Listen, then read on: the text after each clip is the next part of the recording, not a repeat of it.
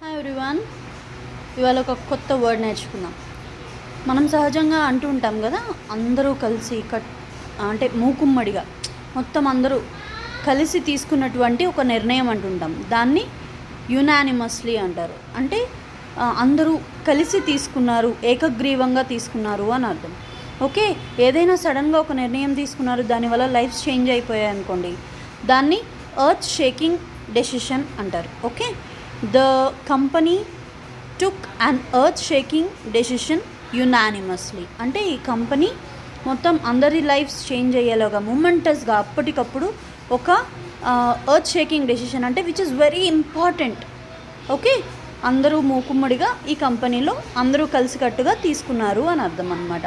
So today's 2 new words are earth shaking decision and unanimously.